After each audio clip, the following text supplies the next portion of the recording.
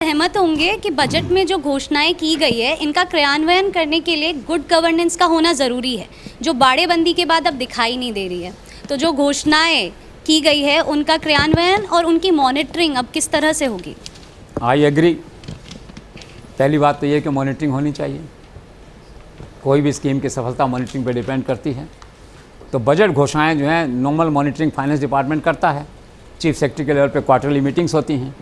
लेकिन आपके इस प्रश्न के सपोर्ट में मैं गवर्नमेंट से अपील करूंगा कि बजट चूँकि काफ़ी बड़ा है, काफ़ी महत्वाकांक्षी है इन ए वे, तो सरकार इसके मॉनिटरिंग का एक अलग से सेल बनाए, कुछ अलग से अफसरों को लगाए या किसी प्राइवेट एजेंसी को एक काम दे मॉनिटरिंग का। इनकी मॉनिटरिंग होना बहुत ज़रूरी है, आप जो कह रहे हैं। दूसरा पार्ट क्या था आपके क्वेश्चन का? सर दूसरा पार्ट ये था कि बाड़ेबंदी के बाद अब इतना ज़्यादा सरकार का दूसरा पार्ट ये है आपका कि monitoring is a part of good governance, जिसकी हम बात कर रहे थे। और गुड गवर्नेंस गहलोत साहब का फोर्टे रहा है, चीफ मिनिस्टर का। उनका रहा है कि मेरा गुड गवर्नेंस, बहुत उनको प्यार रहा है इस शब्द से भी और इसकी कार्यशैली से भी।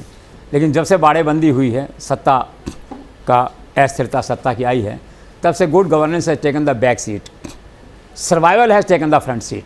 कि सरकार है कि नहीं जिंदा, सरकार जिंदा है तभी गुड गवर्नेंस कर पाएंगे, सरकार नहीं है तो गुड गवर्नेंस कहाँ से करेंगे।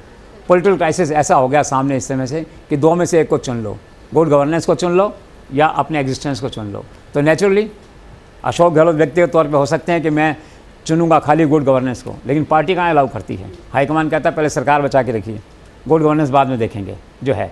तो सरकार बची और अब उसका परिणाम क्या हो बचने का कि जिन विधायकों ने सरकार को सपोर्ट किया, कांग्रेस के, निर्दलीय, BSP के, XYZ जो भी जहाँ से सपोर्ट आया, नॉन MLAs का जो सपोर्ट आया, पॉलिटिशियन का सपोर्ट आया, हर चीज़ की कीमत होती है।